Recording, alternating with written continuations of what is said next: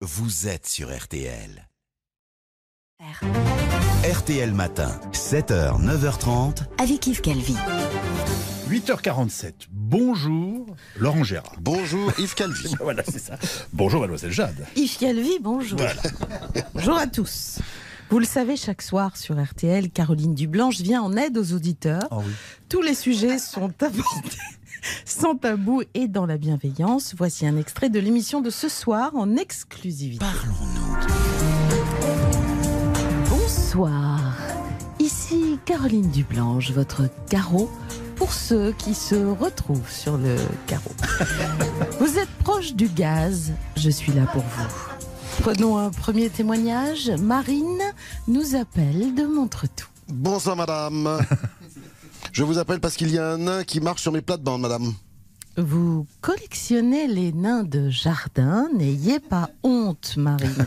C'est très joli, les nains de jardin. Mais je ne parle pas de ça, madame. Je parle d'un véritable nain qui, après avoir été amoureux de bois et de mes idées, me pique mes électeurs, madame. Si ça continue comme ça, en mai prochain, je ne serai pas à l'Élysée, je serai à la rue, madame. Souvent, les drames affectifs conduisent à la déchéance sociale, Marine.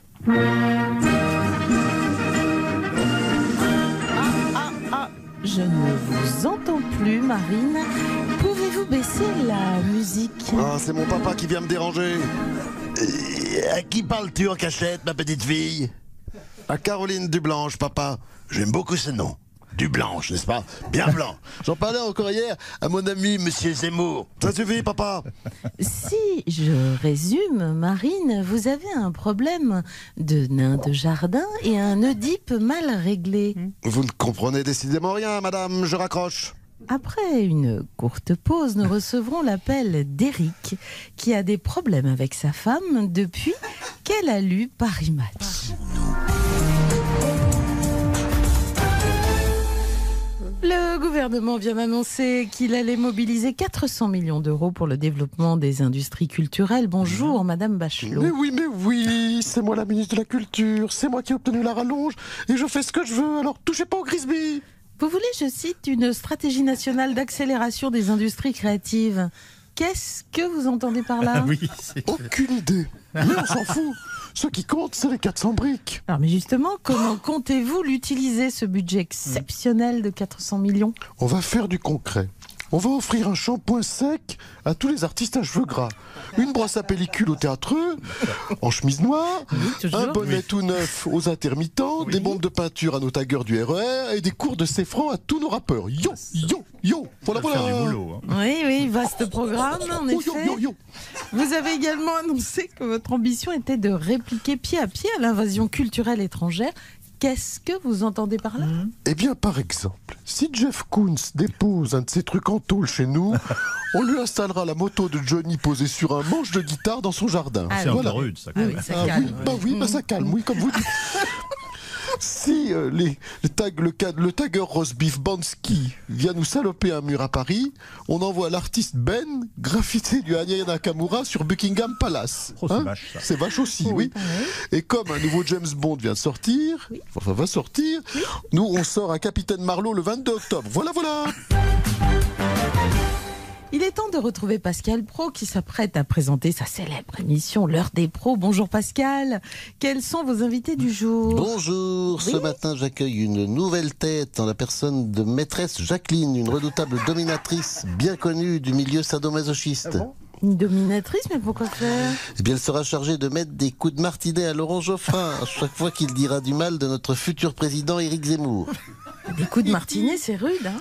Oui, et si ça suffit pas, elle lui enverra du 220 volts dans les nichons. Oui, non, Pascal, on ne veut pas savoir. Donnez-nous plutôt le sommaire des auditeurs ont la parole à 13h sur RTL. Eh bien, nous parlerons d'Éric Zemmour, qui monte dans les sondages et joue le rôle du caillou dans la chaussure des candidats de droite. Mais quel caillou? Sera-t-il le caillou dans l'escarpin de Valérie Pécresse, le caillou dans le mocassin à gland de Xavier Bertrand, le caillou dans les Rangers de Marine Le Pen ou le caillou dans les Mephisto Maxi Confort à semelle absorbante de François Asselineau? J'attends vos réactions au 3210. Eh bien, merci Pascal. J'ai pas fini, nous Ah, parlerons d'accord. également d'un problème en ce moment pour les Français, nous parlerons également de la hausse du prix du gaz. Ah bah justement, je voulais en parler, moi. Ah bah tiens, Jean-Marie Bigard, non, ça me fait peur. Que voulez-vous dire à ce sujet? Bah écoutez, moi j'ai pas ce problème. Hein, moi je mange un cassoulet, je me fous un tuyau dans le cul Oh non. et j'ai gratuitement le gaz. Hein, et c'est pour ça que je suis venu pour demander à Monsieur Lignac s'il n'y a pas une recette de cassoulet qui fait bien péter le gars. Voilà. Dans sa future émission Hôtel du Temps sur France 3, Thierry Ardisson interroge des personnalités disparues. Après Jean Gabin, François Mitterrand ou Lady Diana, déjà enregistré, ce sera bientôt au tour de Valéry Giscard d'Estaing de se faire interviewer par l'homme en noir.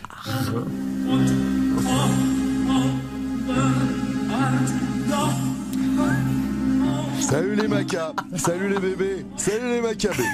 Bienvenue dans Hôtel du Temps, où je ressuscite pour vous aujourd'hui le plus vieux de tous les présidents les plus jeunes. Ouais.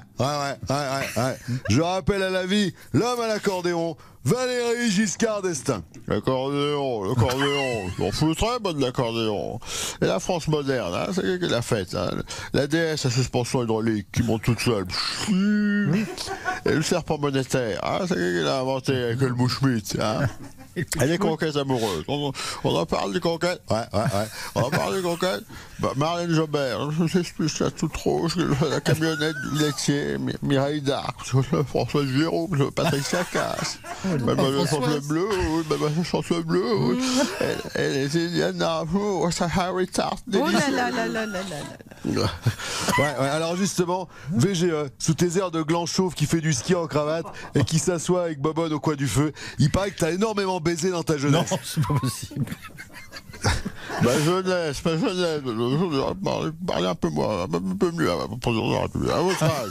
J'avais encore la gaule, moi. J'avais pas besoin de pas de dentier, je me teignais pas les cheveux. Et moi, j'ai jamais pris de coke. Hein. Je peux vous dire qu'à l'Académie française, au moment du goûter, ça emballait. Hein. Les marguerites Yourcenar, les carrières d'Ancos, et au Conseil constitutionnel aussi. À ce sujet, j'ai une anecdote avec Laurent Fabius et Alain Juppé. Oui. Ouais, alors je t'arrête tout de suite, mon Valéry. Faut y aller mollo parce que je te rappelle qu'on est sur le service public et qu'on peut pas tout dire. Ah oui? Ah, il fait sa chochotte, le noir. Quand il faut demander à Michel Rocard si je se tromper, il fait ça intéressant. Mais si on veut tout balancer, il n'y a plus personne. Je t'en foutrais, moi, des animateurs impertinents. Tiens, vous avez aussi réveillé Jeanne Calment. Elle va venir chanter avec moi. Fallait pas me ressusciter. Ardisson. Un peu de respect. Les oncles morts. Dormir en paix. Si tu veux pas, qu'on te casse les dents. Prends ton dentier, et fous-moi le camp. Espèce de décrofi. Il faut, c'est quoi, c'est nos service public pour payer sa ceinture. Et piler ses budgets. Ardisson, on est clocard. Roi des couillons. Oh là là, mon Dieu. Ouh là là, comme vous dites. Remettez-moi gastronomie. Non mais, Qu'est-ce qu'il a dit? cher Jeanne Calment. Le générique. Quel bonheur de vous entendre. Elle est ressuscitée. C'est l'Hôtel du Temps. Elle est revenue parmi nous.